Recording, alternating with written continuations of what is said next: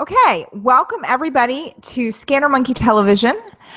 Tonight's show is sponsored by Scanner Monkey, which is a trade organization for Amazon sellers. We are here to help you, help sellers grow their business, learn more about different opportunities, and that's what we are, who we are. Our members love us. If you have any questions, ask any of them. You can also check out our website, scannermonkey.com.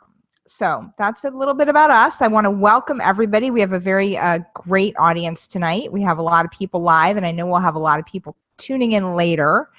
And we have our special guest tonight, Cynthia Stein, the suspension prevention queen, is with us. And we are, so originally, I wanted to do a trilogy of shows about retail arbitrage because there's a lot of buzz about private label and wholesale, and a lot of us, in fact, most of us got our start doing retail arbitrage, if not still doing it very actively and successfully. There's many people who make a very good living doing that, and they have huge teams and warehouses and all this stuff. So I wanted to kind of go back, and last week we did a great show with Robin and Sarah Lipschitz about, Robin Jacoby and Sarah Lipschitz about how to develop relationships with like people who work in stores and things like that. And so I realized when I was shopping I was thinking of doing some back to school shopping, and I was going to go buy backpacks. And then a little voice, I have a little Cynthia Stein that sits on my shoulder. I think a lot of us have that now. I don't know, are you the red Cynthia or the white Cynthia? But anyway, she said, ooh, all it's going to take is one claim of inauthenticity on one of your backpacks, and if you bought it at Marshall's, you're going to get shut down. Now, I'm not saying that that's true. I'm just saying that that's what my little voice told me, and I decided not to buy a lot of backpacks. So I wanted to do a show kind of selfishly for myself, but for everyone, that if you're going to be doing RA, how can you do it safely? How can you do the best you can to protect yourself? And in the meantime, Cynthia, as always, plugged into the latest and not necessarily the greatest news, has been finding some stuff out. It is what we're going to talk about tonight is there a safe way to do RA at all? And kind of what to be on the lookout for, what might happen. And it's a little bit, I feel like it's a little bit like speeding sometimes, you know. I mean, many of us speed. I won't speak for you, but I know that I've been known to break the 55-mile-an-hour speed limit every now and again. I know that the speed limit is 55. I know that that's the law. I know that a police officer could pull me over, but I'm going with traffic, so it seems fine. It's a risk that I'm willing to take.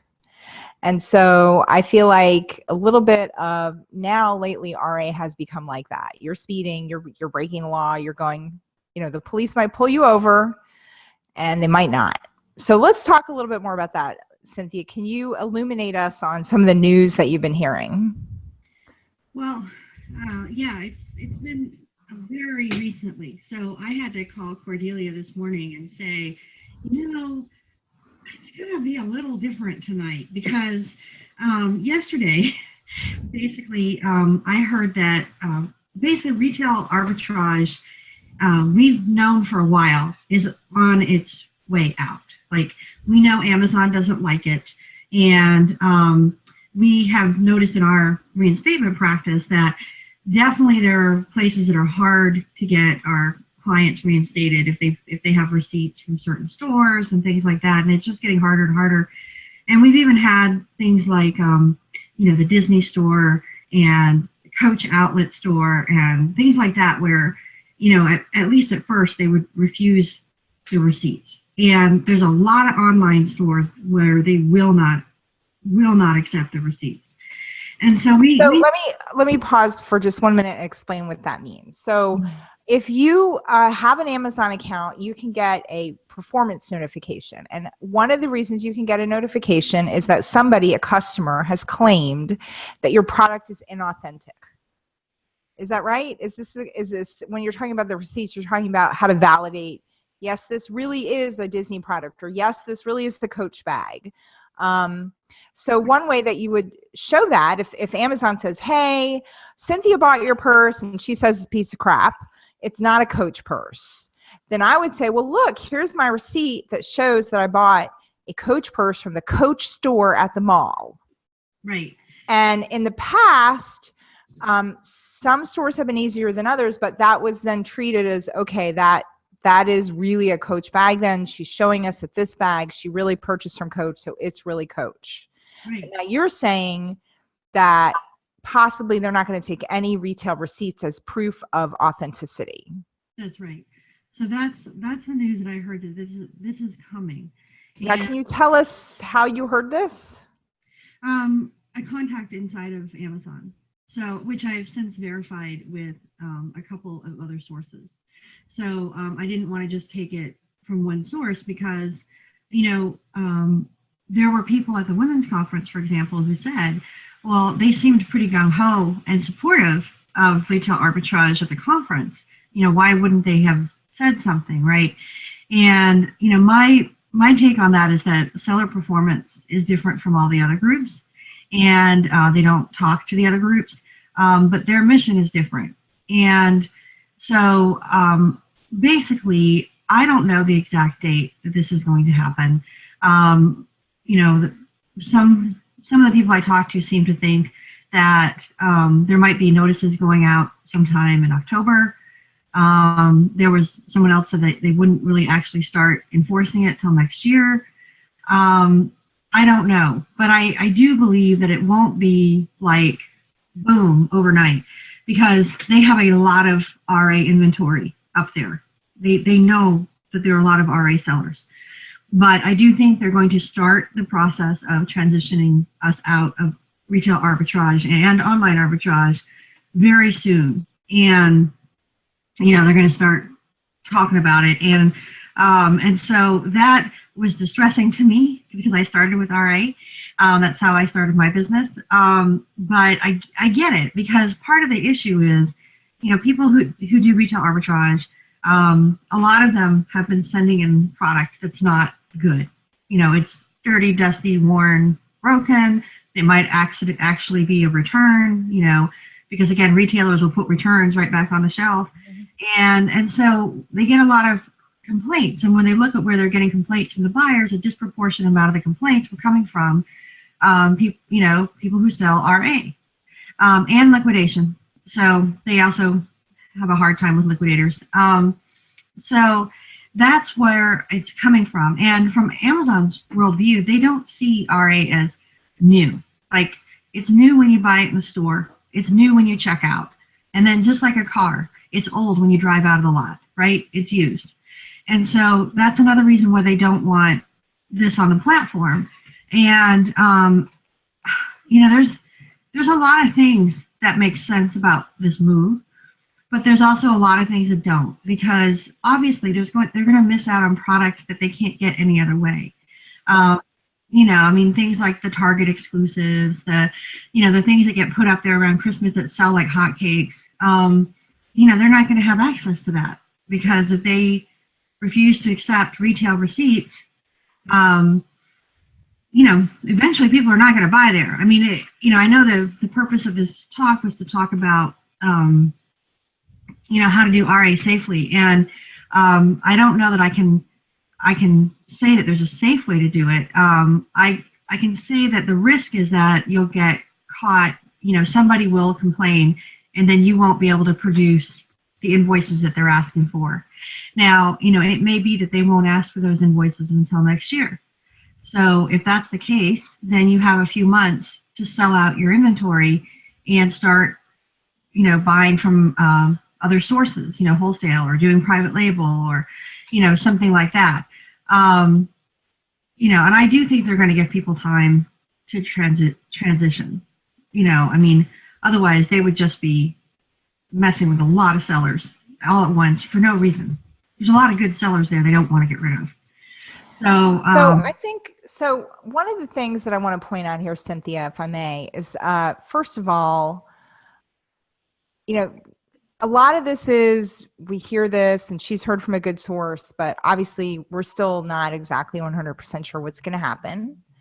I do think that the writing on the wall for RA, it's been there for a while. I mean, there's been more and more people having issues with brands becoming restricted suddenly, things you could sell. And it doesn't seem to matter. Like Robin just asked about Nike. It's their top brand. Wholesale accounts won't be available. Are they really going to give up Nike? Yeah, that's the thing. They probably figure they're either going to get their own relationship with Nike, or they're not going to sell Nike, I guess. So, I mean, they've already made it with a lot of these brands, where you have to now get approved before you can sell them on the platform. And again, that's another part of their move towards getting away from retail arbitrage, because again, you're not going to get approved by Nike or any other brand to sell their product if you're buying it from a retail store, right? So you have to establish a wholesale or relationship, or work with a distributor or something, or there has to be some way for this to happen. But yeah, they will give up on that. I see what Mindy's saying. Brick and mortar stores will sell Nike on Amazon. Well, sure, because they will have invoices and they can prove that they purchased directly from Nike or an authorized distributor of Nike. So maybe that's going to be the future for some of us. I already know that there's people on the platform, people in this chat, who have brick and mortar stores as well as selling on Amazon. So they will have an advantage because they will be able to more likely set up a wholesale relationship with these bigger brands. Matt says it's time for us all to open up fake brick and mortars. That is... Oh, good luck with that. I mean, I'm telling you, every time I see something like that, I just think, you have no idea of the data that Amazon has. I swear to God, they will tell you exactly how many square feet your store is, when you bought into it, how much inventory is in it. They drive me crazy with the data that they have and that they have on us. And so good luck with that, the fake brick and mortars. You may fool your partners. I doubt you'll fool Amazon. One thing that I want to mention that you brought up earlier is that you said part of the problem that people are having with RA in general, or that Amazon's having, is that the inventory isn't coming in good shape. Mm-hmm. And so one way that you could practice RA the safe way, like if you want to use safe RA, is they talk about the 3-foot drop test for anything breakable. I mean, if you want your inventory to be shipped to the customer in pristine condition, you need to ship it to Amazon in better than pristine condition. It's got to be polybagged and bubble wrapped, and shoes have to be in really nice boxes and things like that. Obviously, that's not a guarantee, but it's helpful. Let me see if I can show them my example. Okay.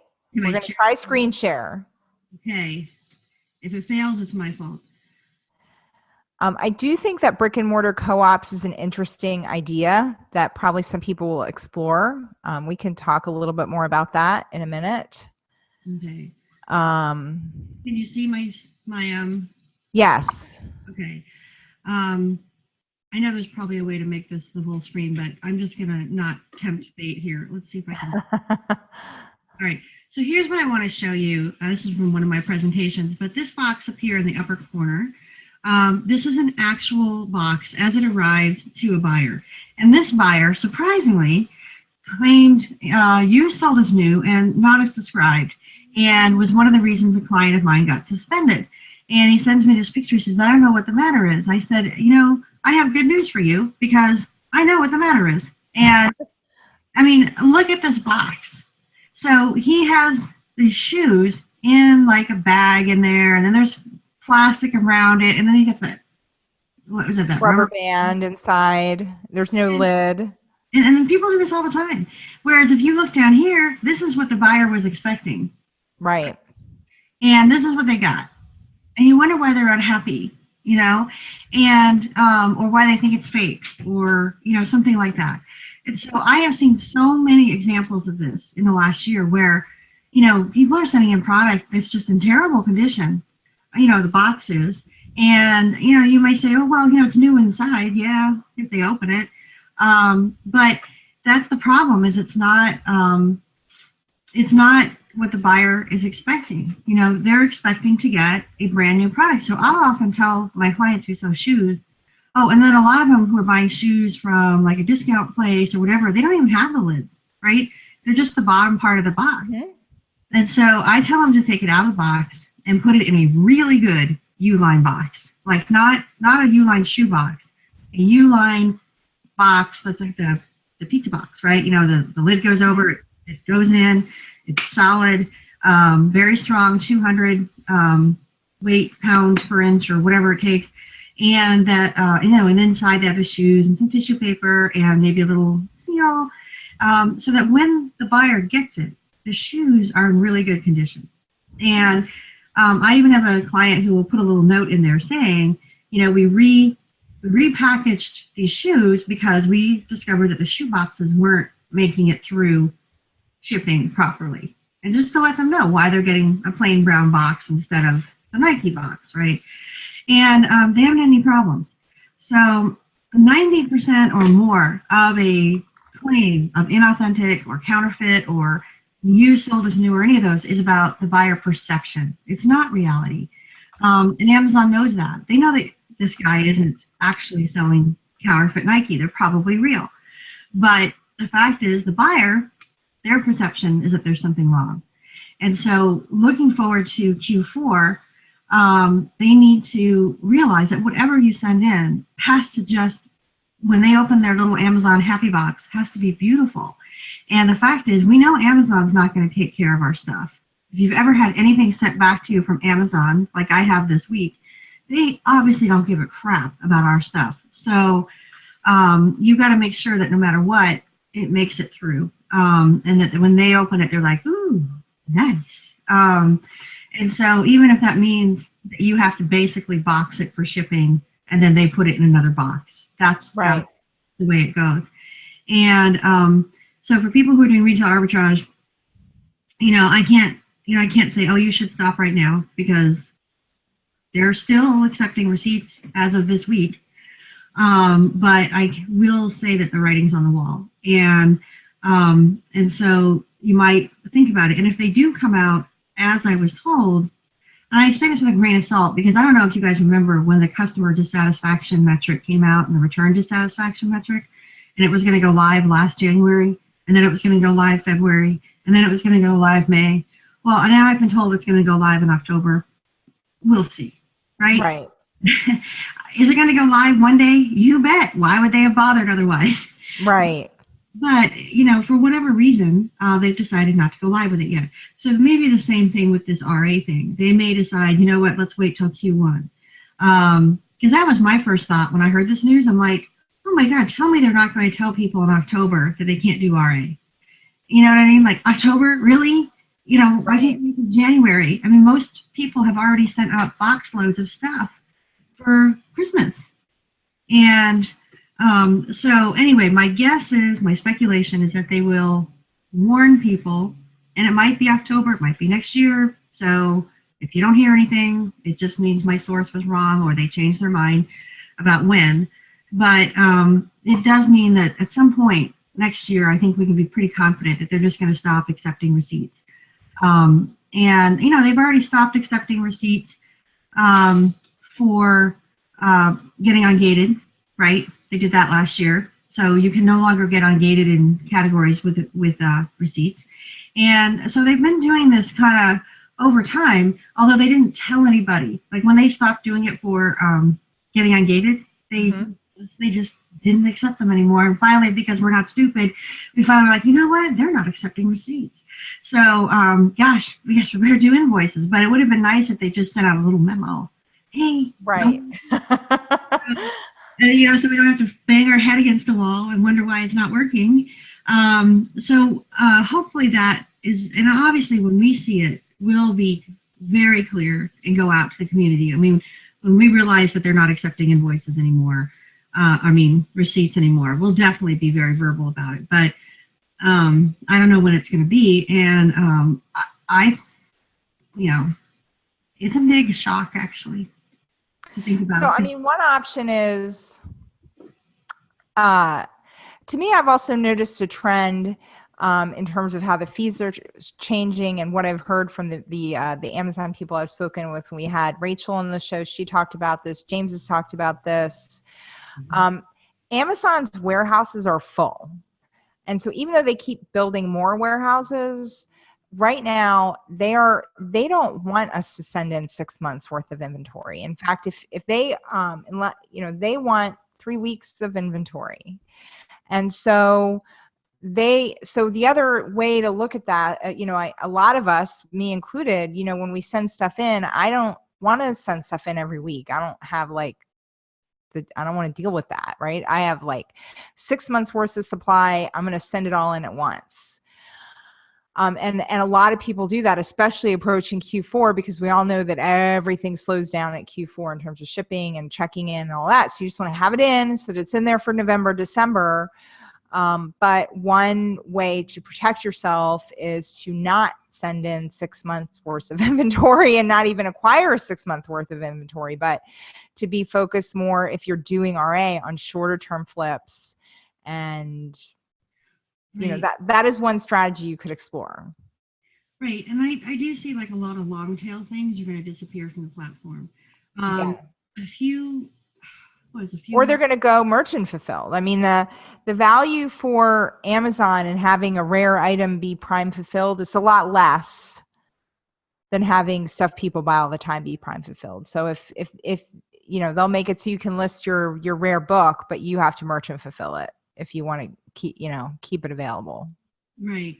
Well, but the thing is, and this was what happened a few months ago. It's kind of blurry for me, but when we had our first client who was suspended for selling used items, used media. Yeah, that was huge. Yes, and it was very upsetting. Yeah. And I really went up the chain to get responses from people multiple ways. I mean, we really peppered Amazon with this. And, the positioning being, are you guys serious? Because most people who buy used books or used anything, media, CDs, DVDs, video, they don't buy it in a store. They're buying it at garage sales and thrift stores and book sales and friends in the library, and we don't have receipts. And so there's no way that my guy could prove that he got his CD from an estate sale, which is where he got it.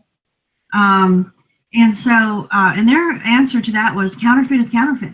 Now, in this case, with this particular item, it genuinely was counterfeit, but he didn't know that because he just picked it up at somebody's house. You know what I mean? It was a CD of some choir somewhere, right? Some European choir. And he's like, oh, well, hey, this looks good. Sent it in. It sold. But the fact is that choir had never recorded a CD. And so they turned him in.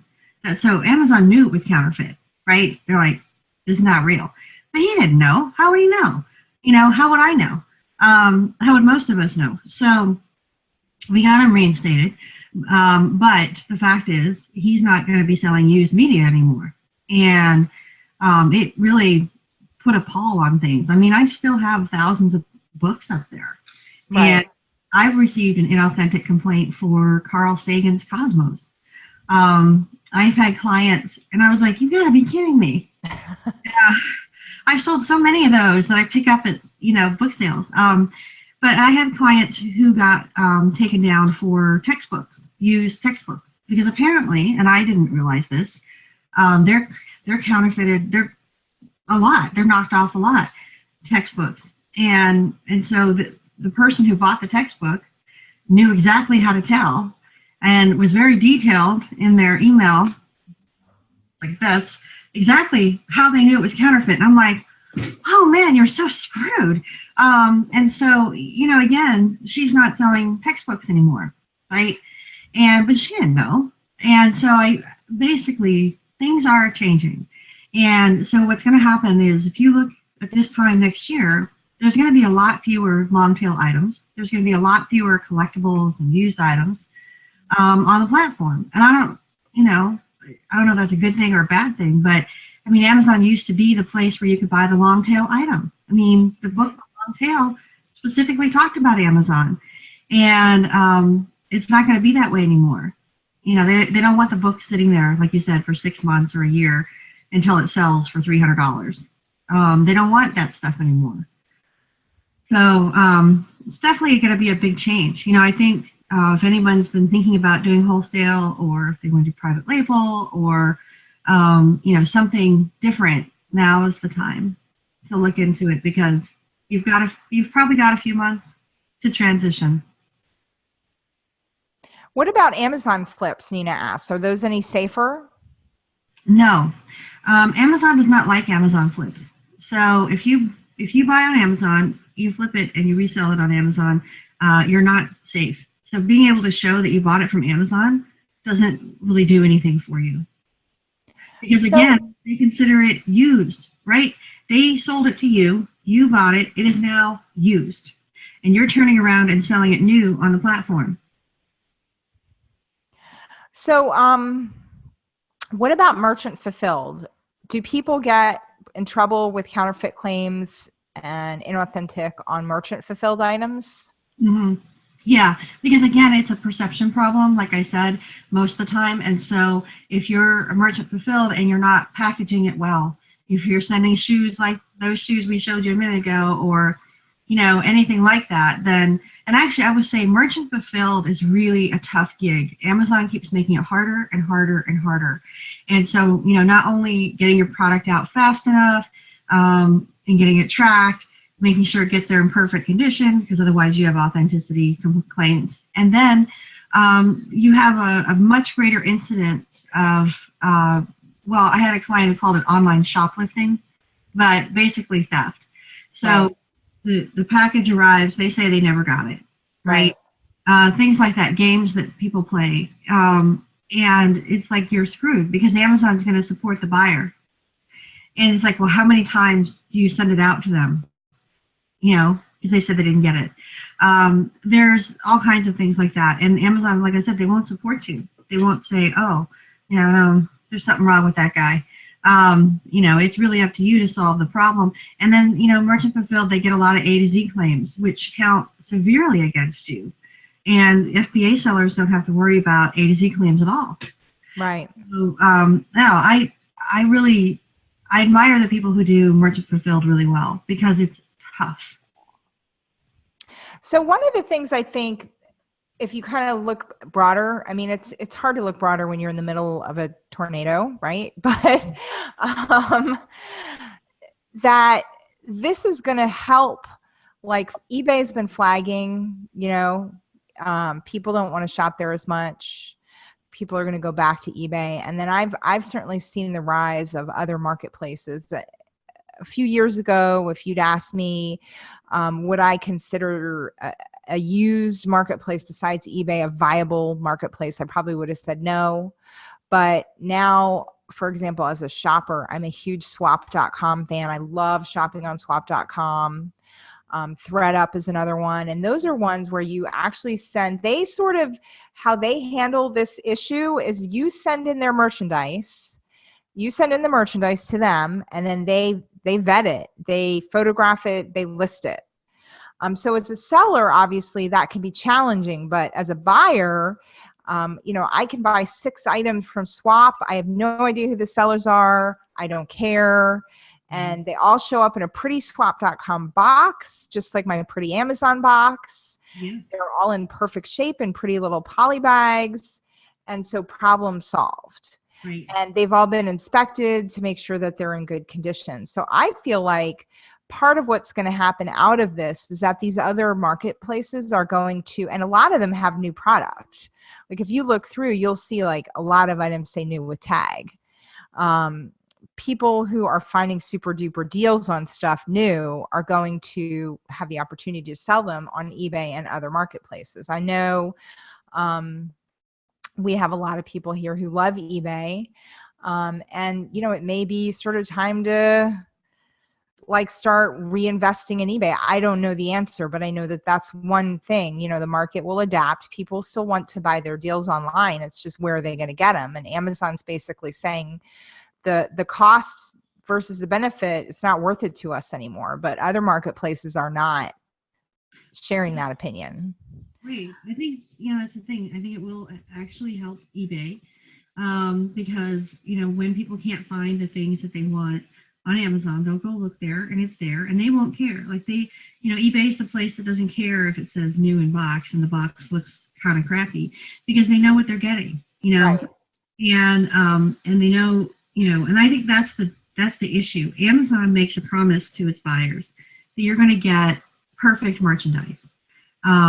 Even the used is above average, right? And so that's what people expect, and they're like, oh, well, if I wanted crappy merchandise, I'd go to eBay. So what's going to happen is, though, as they can't find things on Amazon that they want, they'll find them on eBay, and it'll contribute to, eBay. I mean, for a long time, a lot of us have sold our less than perfect products on eBay, that were so good, but just the box was ugly or whatever. And so I think we'll be seeing a lot more of that. But also, again, where are those Target exclusives going to go, and things like that? Well, now they're going to all be on eBay because you can't buy them on Amazon. So I think it'll be interesting to see what happens with Jet in the face of all this too, because Jet is a nascent marketplace, but is kind of hitting the scene big time. How they handle all this. Well, they now have a big cash infusion from Walmart. So yes, they do.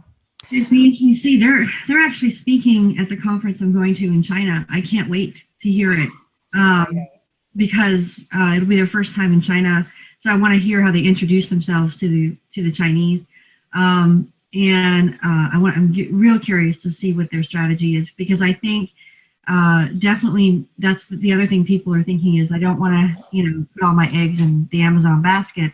So where else can I sell my goods? And make money. So even though Jet is brand new, I see a lot of people jumping into it next year just to try it out, test it out, and support it, just, in case it benefits them, which will hopefully also get Amazon's attention.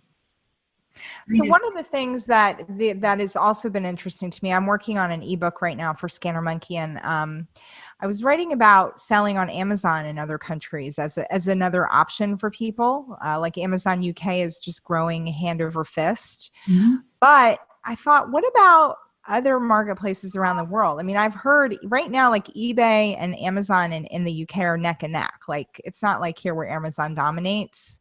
Mm. And in other countries, that can be the case. And so while you can do international fulfillment from your, eBay.com and Amazon.com, do you take the time to learn another ebay.uk, or I don't really know if that's the address, but whatever UK eBay is called, and Australian eBay and German eBay and all these different sites? And like anything else, the harder the barrier to entry is, the more option for profit. And we're going to have a post in a couple weeks on our blog from somebody who he's going to talk about selling just on international eBay marketplaces around the world, especially Australia. So those are other options. Obviously they take more work on the front end, but it can be a good investment.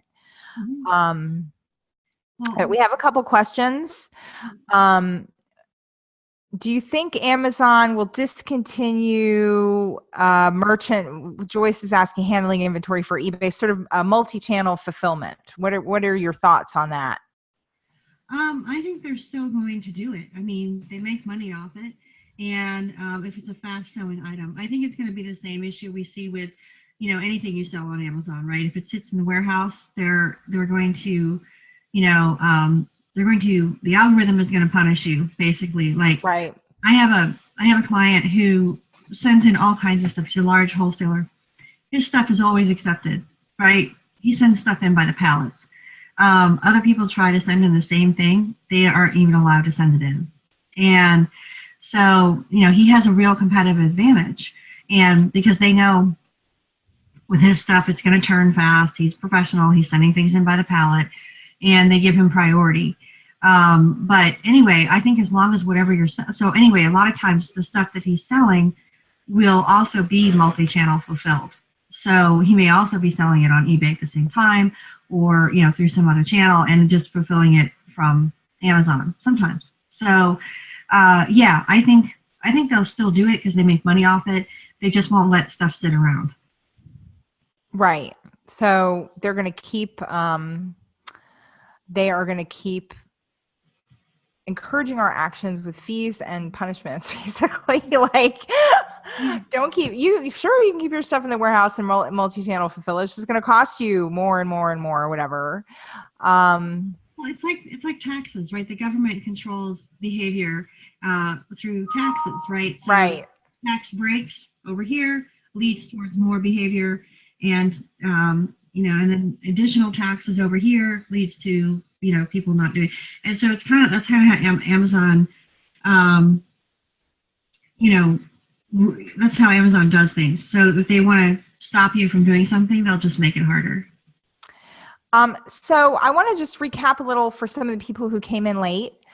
We have Cynthia Stein on tonight. She's talking to us about RA the safe way.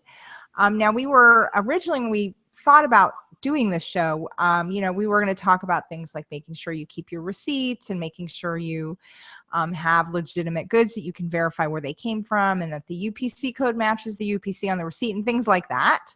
Mm-hmm. Keeping your boxes in pristine condition. But she's gotten some insider information from Amazon that inauthentic claims. So right now, if somebody says your product is inauthentic, you can show a receipt from a retail, and that this could be in-person retail or online retail. You show a receipt. Look here, it's authentic. This is where I bought it. Here's the receipt. Amazon, some people in Amazon have said, this is not official yet, we are at some point, whether it's October or January, but at some point in the not too distant future, no receipts will be accepted as proof of validity of merchandise. So you're basically, if you're doing RA, you're going to have to ride on the assumption that hopefully nobody's going to say your stuff is inauthentic. Right. And you're going to be speeding, and you're hopefully not going to get caught. Right. Because once you're caught, you're going to go show your receipt, and they're going to say, that's not. Yeah, it's like, please send your invoices. Right. Over and over again. We need more information. Please send your invoices. You're like, I don't have invoices. I told you that. Like, right. Invoices. It really drives my clients crazy. That the auto response letter. But yeah, basically that's true. And I was going to say already, there's quite a few sources, online arbitrage sources, where Amazon does not accept the receipt, period. Actually, if I can share the screen again, I'll show you. This is from another presentation. Okay, go ahead. Just responding to something in the chat. Svetlana's talking about how she sells on eBay all over the world. My question is she selling on ebay.com, or is she selling in those other eBay marketplaces? Okay. So, don't worry. I see we have other questions. We are going to get to all the questions tonight. Yeah. So this is just, this is something from a past presentation, but here's just a few of the online retailers, if you guys can see, where Amazon is refusing their receipts. And as you can see, I mean, these are not like no-name places. Well, actually, drugstore.com is going away anyway. They're out of business. But right. But I mean, Macy's.com, Sears.com, Sports Authority. I feel really badly for all the people who've been buying stuff from Sports Authority the last couple of months, because they've been going out of business. Because I don't know, I think it's going to be tough. REI, Ace Hardware, all of these stores. And of course, Amazon.com itself. I told you they don't like flips. eBay, you definitely don't want to buy eBay for new. I wouldn't even buy them for used, honestly, because if for some reason they thought it was fake, again, they're not going to accept it, a receipt from an eBay purchase. They just aren't. So just think about, there's already, and these are just a handful. We've had others where they will not accept the receipts, period. And so I think the list is just going to get longer and longer. And like I said, one day they're just going to say no receipts, period. Right. And that day might be soon. Mm-hmm. Might be in October, might be in January, it might not be. Who knows? They say, so there are other things they've said, oh, we're just about to do that. And a year later, it still hasn't happened. So obviously we don't know 100%. Yeah. But it's good to start expanding your business model. Mm-hmm. What about any efforts by Amazon to discourage new Chinese sellers who have these counterfeit stores full of counterfeit merchandise? Okay, that's a great question. And actually, I think people would probably be interested to know that the number one issue that Chinese sellers have shared with Amazon that they're worried about is knockoff and counterfeits from their fellow Chinese. So this is a huge problem. Everybody knows it's a problem. Amazon knows, the Chinese sellers know. So what you have some very aggressive bad actors over there, and there's frankly so many of them, and they're flooding listings. And we all know what they're doing, Right. And they know they're going to be shut down by Amazon in a few weeks. Whenever Amazon catches up to them, they don't care. And so what happens is Amazon catches up to them, they shut them down, and then they go and they start the process over again. So I do think that's part of Amazon's aggressive move towards getting everyone to do like FBA or something like that, because again, the pop-up companies, that's what I call them, they're doing merchant fulfilled, because they're not going to put inventory in a warehouse. They know that Amazon's going to catch them. Most of them are happy if they can just sell for a few weeks, and then they start over again, and they start over again, they start over again. Now that's a model, not a good one, I think, but that's a model. But it's not everyone's model. There are companies over there that want to have a long-term relationship with the buyer, that want to build a brand, that want to sell, merchandise, and not keep playing these games. So those are the sellers I'm hoping to connect with in China and work with, and those are the sellers that Amazon wants on the platform. And so they are doing things to try and get rid of the counterfeit, and then that is part of what we're all having to suffer for. And it seems like they're never getting caught, but that's not true. They are getting caught. It's just that, and I'm going to get shot in the head for saying this, it's just that the names of their companies seem so similar to us that you don't realize that the company that you saw last week on your listing is actually gone, and this is a new company.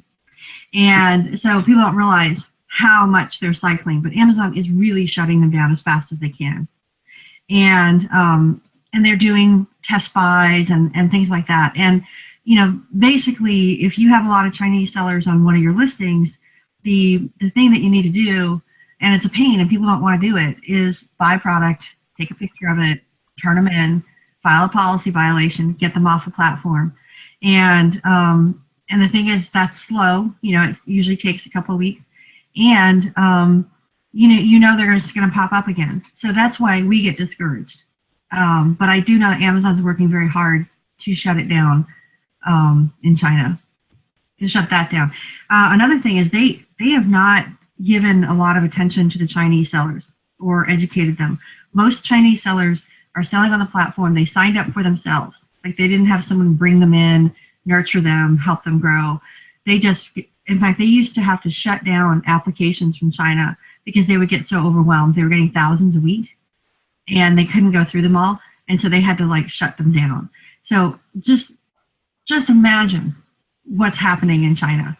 And so it's going to get bad, honestly, and they're trying to get on top of it. But I think, from our perspective, this is one more reason why people really want to get a brand and establish a brand on the platform, because then at least you have better protection. Amazon will support you. Unfortunately, if they're on your backpack or your shoes and it's somebody else's brand, that's annoying. If it was your brand of backpack or shoe and you had a brand on Amazon, they would be much more supportive of you. And I heard something, trying to think who I was talking to, but I think that they're also going to be doing things to form relationships with brands, such that, if the brand has a relationship with Amazon, exclusive of some kind, they will kick people off the listing. So they are looking for ways to kind of get people off the listing faster, who are doing knockoffs. One of the things, reports I heard out of the Amazon Women's Conference, is they want to implement a new pay per service basically. So you pay $400 a month and you essentially get your own Seller Central rep. Yeah. You can call that person up and be like, hey, what's going on? And they will act on your behalf, which really implicitly is kind of knocking out the small seller, because $400 a month, if you're selling 50,000 a month, is really not a big deal.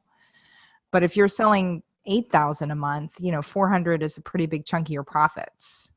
And so this is that is not a program that is only for women who are registered. That is a new program that we heard about. And I just, if you do a hashtag search on Facebook or Twitter for the Amazon WEC, hashtag Amazon WEC, you can see all the public posts about it. And I learned a lot from members of our group, but also members of Scanner Monkey, but also from other people that posted about their trip to the Amazon Women's Conference. And we're hoping to do a show on that maybe next week.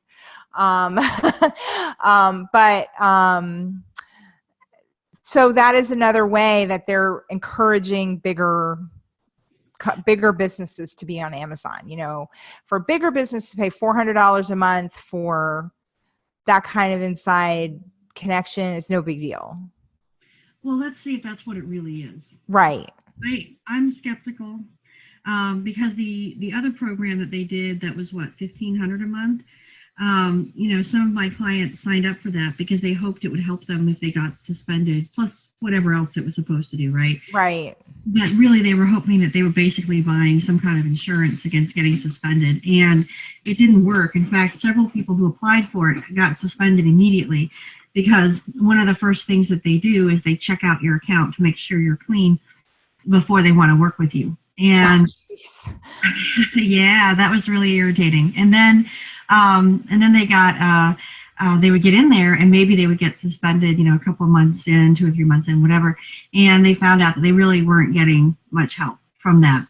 So, and that was the $1,500 a month program. So the $400 a month program, I'm really kind of, like it says they're going to expedite issues and things like that. And I'm like, I wonder what that actually means. So I'm actually interviewing one of them, one of the coaches or whatever, tomorrow with a client.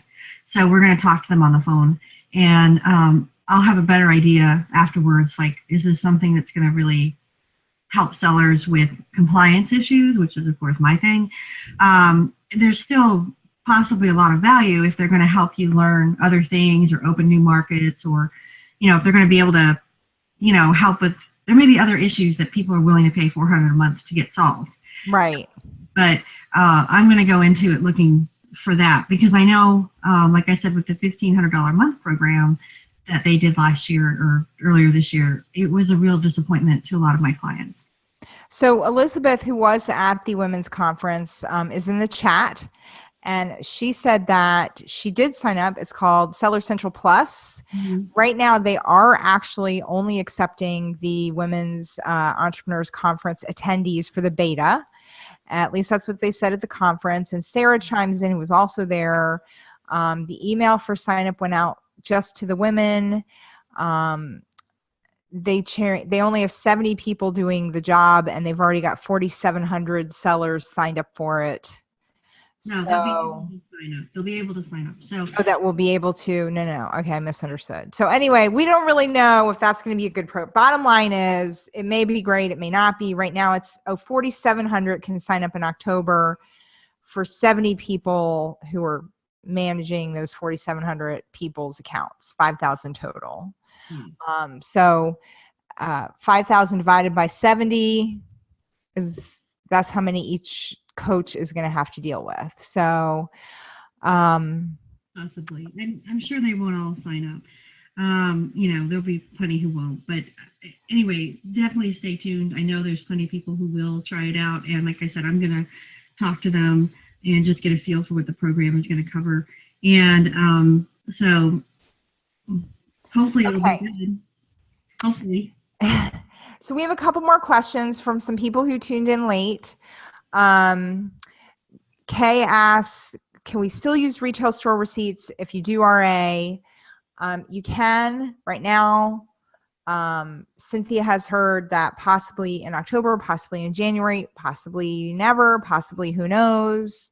But definitely it looks like there may come a time when inauthentic claims, your retail receipt, whether it's from an online source or a brick and mortar, doesn't matter, as long as it's retail, is not going to get you out of suspension for your inauthentic claim. You're suspended. This Coach bag was not authentic. Then you show your Coach store receipt, unless it came from the Coach, wholesale, whatever, it's as an invoice, then they don't want it.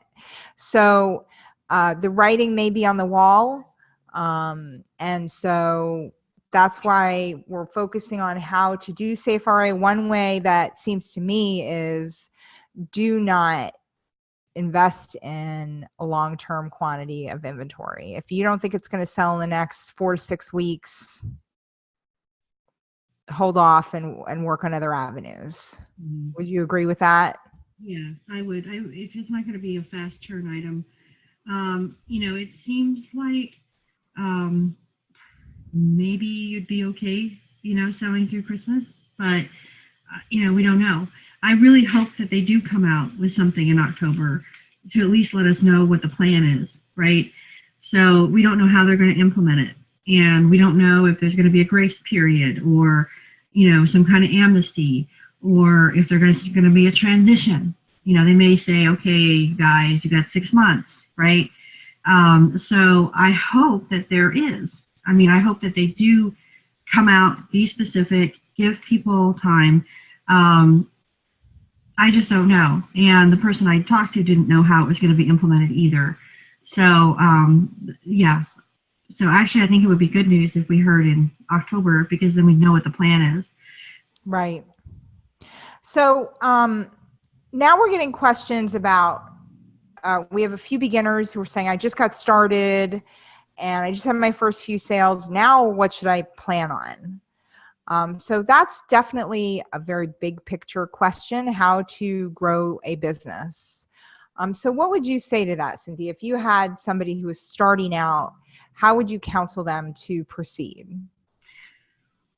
Well, I actually think, if they're starting out, obviously when you started, we did retail arbitrage. And part of why that was because it was pretty cheap to get into. And the risk was relatively small because, if you bought 10 items of something and it failed, well, it was 10 items, right? And so, I would say, if we can't do that anymore, or if that's not a good long-term strategy, which it looks like, then I would say wholesale is probably the next kind of more manageable way to go, because obviously they're going to accept the invoices. If you can find items that are fast turn, you can make good money. You would have a replenishable, so that's really good. Wholesale operations can scale. So I do know of people who've started wholesale with basically a credit card and a few $1,000s. Again, not for the guy who, like me, who had $200, but again, I think that's still going to be probably one of the easier entries. And I say that because private label is way more expensive to get into. Assuming you're doing it right, and assuming that you're actually creating a unique product versus just putting a label on somebody else's product.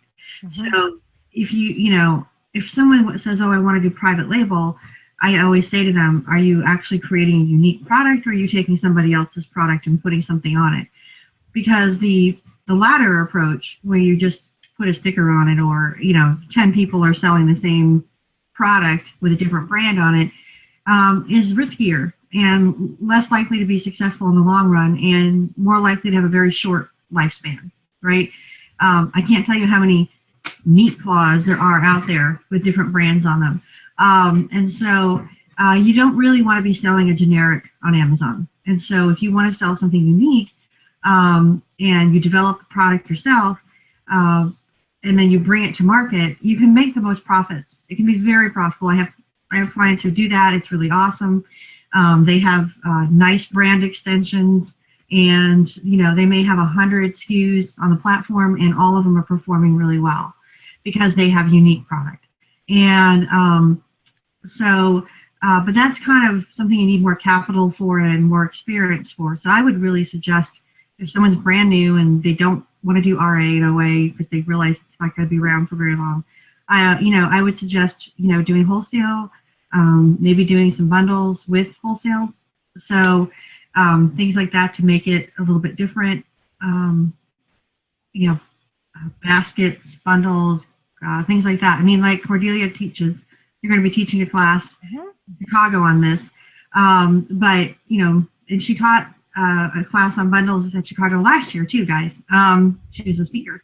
So, but things like that to make yourself stand out and to make your wholesale dollars more, what's the word? Make them go further and also make them less likely to have to deal with hijackers. Because again, if you have a bundle and it's hard for somebody else to make the same bundle, then you're probably going to sell it and be okay on it. So I would just think more and more about how can I create something that will be hard for other people to do. So we have a question about wholesale. How do you get into wholesale? Somebody in the chat room mentioned the wholesale formula class, which the price did just go up recently. I know many people have taken that class and gotten tremendous benefit from it. I also have done quite a bit of wholesale, and you can just start calling people up. So I'm not saying don't take a class or do take a class. I'm just saying that you don't have to necessarily take a class to get into wholesale. I have done a number of videos on wholesaling. They're all on our YouTube channel, which is just YouTube. I think it's like YouTube/Scanner Monkey TV. Now, Mendy says there's no money in wholesale. I would beg to differ, but it really depends. Oh, he's being sarcastic because, of course, he does wholesale. It depends. Wholesale is like anything else. If you develop relationships with your wholesalers, then you get better deals, you get better products, you get all the things we talk about with arbitrage apply to wholesale. Taking wholesale products and finding unique ways to combine them so that you're selling something that's not just the same thing that 50 other people are selling, and that when you go to a wholesaler, you can actually say to them, hey, I don't want to just compete against all the other people that are already buying your product. I'm going to sell it in this other way that is going to be beneficial to you, so that you're going to get more sales than you have right now. And things like that. So, but at its very most basic, you literally just make a phone call or an email and say, hey, I want to wholesale your product. How do I do that? So that's a super simplified wholesale lesson right there, but feel free to PM me, and I can, if I can help in any way, I would be happy to. And since you mentioned it, I will give a little plug for my class. I do teach research-based sourcing, which you can apply to wholesale, where you identify market needs and then go out and find products to fulfill them. You can bundle them. You can sell single items. And I am teaching live in Chicago the day before Ecom Chicago. So my class is called List It or Leave It. And I guess I need to put a link in the chat, but it's $99 for a 5-hour workshop. So it's a pretty good deal. And if you're a member of Scanner Monkey, you get a $20 discount. So it's $79 and includes lunch. So come on out to Chicago, come to Ecom Chicago, come to the class. Right now, I do not offer the class electronically, but I'm working on an e-version of it. I've so far just taught it live, so people can really dig in and ask questions. So that's that. But there are still ways that you can build up a business, but it's definitely not as simple as just scanning and shipping, which is kind of how I started. You went into Toys R Us, you scan, you're like, wow, this toy selling for $9. It's $25 on Amazon. Cha-ching, cha-ching, cha-ching. And I got in right before Q4, so it was really like cha-ching, because I was like, wow, this stuff is selling for $50 and I just paid $6 for it, but that didn't last forever. So you can really build a business, but I think the strategy now is definitely more about building a business on Amazon versus getting in there and being opportunistic kind of quickly. I feel like the other platforms now, like eBay and Swap and some of these other marketplaces, are a little safer to dip your toe in the water of resale and kind of learn a little bit about how to do it before you delve in with a full business strategy. Would you agree with that? Yeah, I think so too.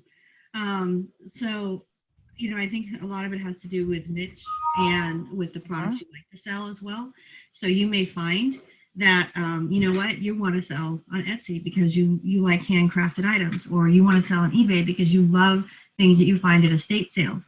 If you have a passion for something, think about building a business around it, because your business should be something you're passionate about. The one thing about wholesale, for a lot of people who don't like it as much, is it's not, they don't, you don't really care what you're selling, right? You just want to sell something, and so it's always a calculation of how fast is it turning, does it fit my model? And it's like a very cold, calculation maybe. And so for some people, they don't like that, right? But the interesting part is that it is about relationships. Every business is about relationships.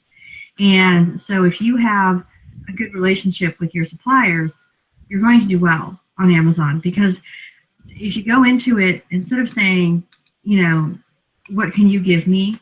You say, what can I give you? What are you looking for? And you realize that your suppliers have pain points, and if you can help them. So my friend Eddie always talks about that. He does. Eddie Levine has his own great group, e-commerce with Eddie, I think it's called. Yeah, and so and that's what he teaches there. He talks about wholesale and how it's always about relationships. And so, but the one thing, I was with him at ASD and walking around, and it was so obvious why he's good at what he does, because it's so different when he walks around than other people that I saw just sort of wandering around. And that's because it is about building relationships. And by the time he was at ASD, he'd already figured out pretty much where he was going to go, who he was going to talk to, what he was going to buy. And then while he was there, he would look at a few other things. But it was very much planned ahead. So I just think if you look at what you like to do, how you like to work, what kinds of things you might want to sell, I think that will tell you where to go. I sell books on Amazon, not used books. I sell my own books because that's something I'm passionate about. So there are people who do merch by Amazon, and they're doing very well with that. The ones who aren't violating copyright. There's a lot of them that are violating copyright. But anyway, so I guess what I would say too is, if you're getting into this business, you don't have a lot of money, look at the things that are easier to get into, that don't take a lot of capital up front. And it just, RA isn't going to be it now, but you could do merch by Amazon. You could write books. You could do other things. And it's a low cost of entry to get in. And then once you start making capital, then you can start investing in something else. The other thing I really encourage people to do is to try to be strategic about what you sell. So one route is to go for the stuff you're really passionate about. The other thing is to develop expertise in a particular niche. And the more specific the niche, the better. So I remember asking a seller once what their specialization was. And they said, well, I sell shoes.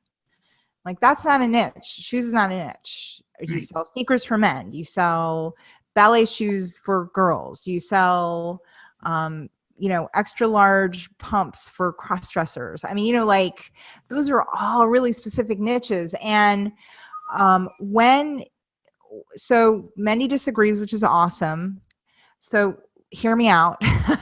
When you develop niche expertise, so let's say you're starting out, you can start to do some retail arbitrage in a niche that you want to learn about, and use your retail arbitrage more as a way of teaching you about what's popular in that niche. So then that will sort of guide you into, which shoes to sell, which clothing to sell, which thing you want to private label, where to go wholesale. And then when you talk to wholesalers, you'll have some expertise. We're like, oh, I noticed that, people are really looking for this, but they're having trouble finding it, and you have it. So I really want to put that on Amazon. Then that's a different conversation than I can't, would you sell to an Amazon seller? So the niche expertise is definitely one way to go. Mendy disagrees. He says he's an expert in all shoes and all lingerie. So if anyone has any questions about any kind of shoe, including size 14 shoes for cross-dressers, ask Mendy, and same with lingerie. And you know what? There are people who do volume business, and Mendy is one of them, and he's a great, very generous seller, so I'm teasing him. But he didn't start off with those huge accounts. Like so this kind of is like a way to start off. But if you want to get into the volume business, that is a legitimate niche. Mm-hmm. But again, you want to do it, you want to be safe. And the biggest thing that I want to tell you is now more than ever, do not invest more money in your inventory than you can afford to lose. Because really, if your brand that you're RAing becomes restricted, it's gone. You cannot sell it on Amazon. And then a lot of times, the quick flip is gone. And so you're figuring out a way to sell it on another platform. You've got to pay to have it sent back to you. Then the other thing Cynthia mentioned earlier that I wanted to ask you about again, and we're kind of getting to the end of the show here, is you told me that you get one warning where you kind of get a second chance. Can you talk a little bit about the one warning? Yeah, this has just been our experience. It's not policy as far as I know. Right. But our experience has been generally if somebody makes a mistake or they buy from an inauthentic source, or as long as Amazon is not worried about real counterfeit. So usually these inauthentic claims, these counterfeit claims that you get are what I call not real counterfeit, because Amazon's pretty sure that you're not selling counterfeit, okay? Right. You just maybe got one that was wrong, but you're not producing like in a factory 500,000 units that are frozen, that are brosen or whatever. Yeah, they realize, especially since you have a lot of happy, most of my clients have plenty of happy sales as well. So they may have, sold 500 of these and maybe gotten 2 or 3 complaints of counterfeit, right? So they're pretty sure that it's not actually counterfeit. And so this is why it's a seller performance issue. And that's why they're dealing with product quality, and why it's, they're like, it's perception, right? They realize most of these claims are perception. And because if it was real counterfeit, if they really thought you were counterfeiting, you know what they would do? They would shut you off, close your account, and never let you in again. That's what happens. Okay. So that's real counterfeit, right? They're like, boom, you're done.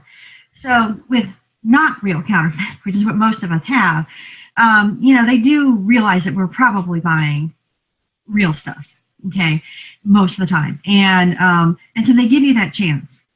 And if you can't prove it because you don't have an invoice, or you bought it, at a thrift store and you put it up there as new and you shouldn't have, and all of that, they usually, if you admit your mistake and tell them what you're going to do to make sure it doesn't happen again, and you remove any other product that you have that might be the same way, same source, or you don't have good receipts or whatever, they let you go, right? At least for our clients, we're usually able to get them back on the platform. And they do normally they will give you one warning. And the notice that you get from Amazon, a lot of people don't realize that's the only warning they're going to get. So depending on how Amazon writes the warning, they may not even realize what they just got, and which is unfortunate. And so, the warning, like they may have a suspended listing, and it may say, check this out, please, and you can relist it when you're ready. I've seen a lot of those. And so people are like, well, okay, well, I'm ready. I'm going to relist it, right? And they keep selling that item, but they haven't fixed the problem. And so they start to get more complaints, and then Amazon suspends them. So I always tell people, if you get a performance notification or a notification from Amazon for pretty much any reason, you should pay attention to it and understand that it may be the only warning you're going to get. And so you want to try and figure out what's going on here, what's the problem, why is this particular listing getting a bunch of these notices, right? Is there something I can do to fix it? And for each of the complaints, there's usually a specific fix. Just like not as described is usually a listing problem. Like the listing doesn't match the product, or it's not clear about something, or You know, I have one client where the problem was that people expected his product to be bigger. Now, why they would expect that, and the fact that he had the specs in the description didn't matter. He's like, but I have it right there. I'm like, it doesn't matter. So we actually had to create a picture that helped show people exactly the size of the product because they was getting so many problems. So yeah, that's what Amazon wants you to do, is to be a sleuth on your own inventory. And when you start to get problems, complaints, to really say, you know, what's going on here? Is it something I can fix? And 99% of the time it is. It is something you can fix. So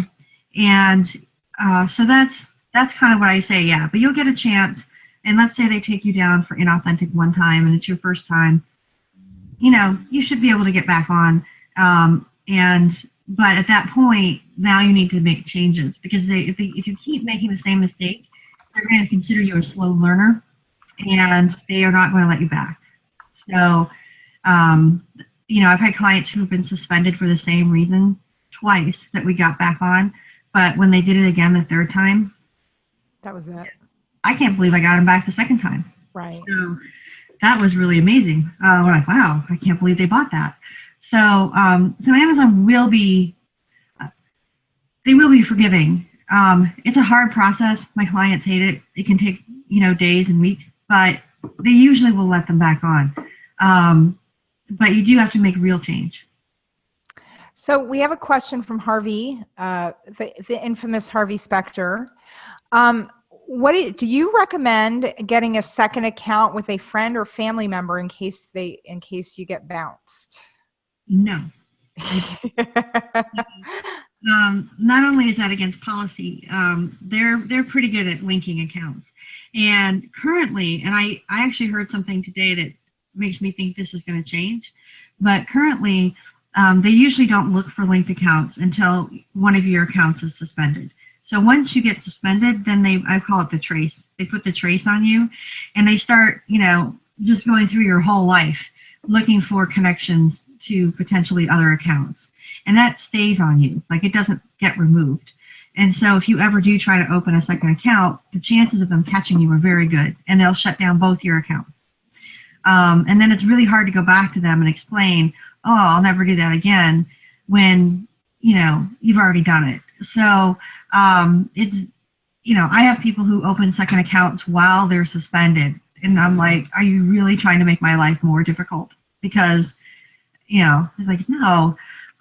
But they have a lot of different ways that they can trace you to an account, and people don't realize that. Now, what I heard recently, you know, and I need to dig into this more, is that they may start doing the matches and putting the trace on you before you're suspended.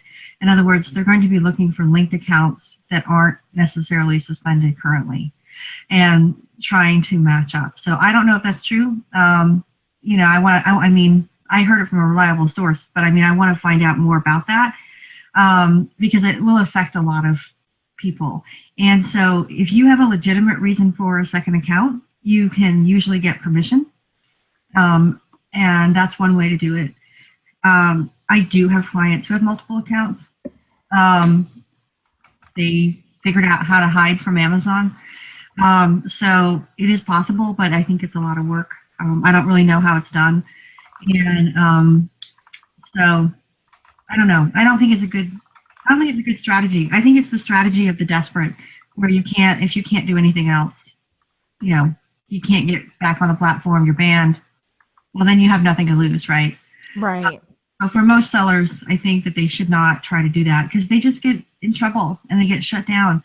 And I always have clients who say, oh, well, you know, I've had this second account for, you know, 3 or 4 years, and Amazon's never given me a hard time. I'm like, that's because you weren't suspended.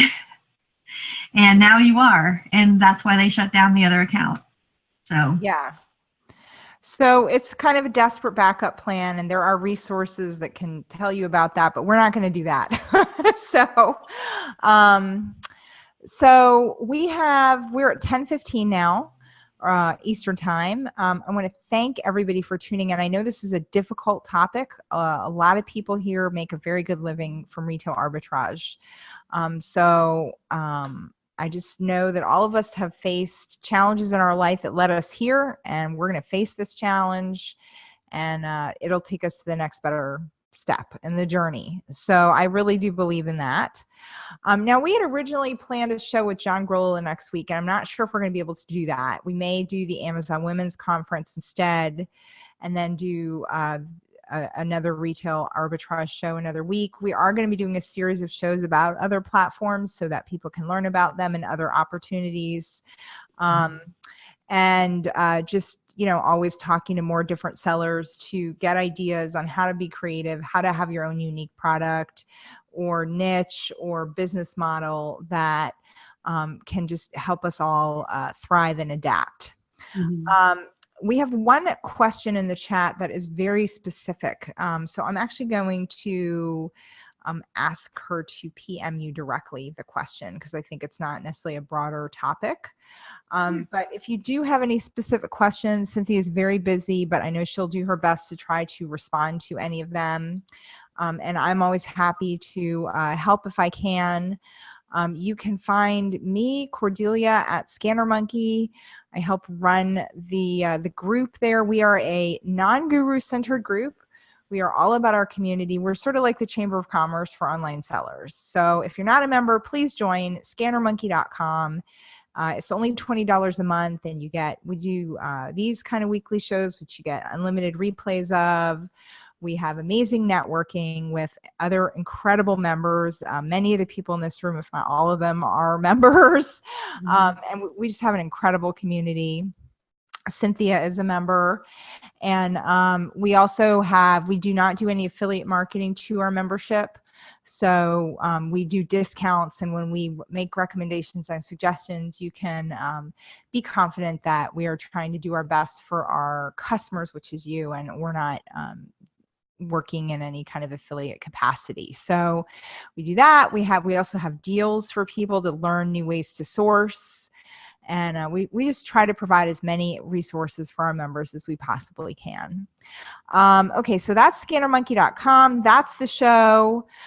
For those of you who are new, please do not give up, but know that this journey it's worth taking, but it may be a little bit more challenging up front. It just means you're going to be all the more successful on the flip side. So Cynthia, thank you so much for coming on as always. She's just an amazing, generous giver of information. I know she's going to keep us up to date. You can check out her blog at onlinesalesstepbystep.com. And I don't know if I can get that link up quickly. It's onlinesalesstepbystep.com is her blog. It's a fantastic blog to subscribe to. She got the link up there. And she really does put all the latest information she can into the blog. It's incredibly valuable to read. And she does have a Get Clean, Stay Clean service for people to help them monitor their accounts for performance notifications and make sure that they hopefully won't get suspended. And then she does help with suspensions if it happens and you need help to get unsuspended. So that is Cynthia Stein. Thank you so much for being our guest. And stay tuned. And if you are not a member of the group, you can go to our page on Scanner Monkey. You can follow us on Twitter at Scanner Monkeys. And we do keep you up to date about our live shows and other things, resources we offer to the community. So thank you everyone for tuning in, and we'll see you guys all soon. Thank you, Cynthia.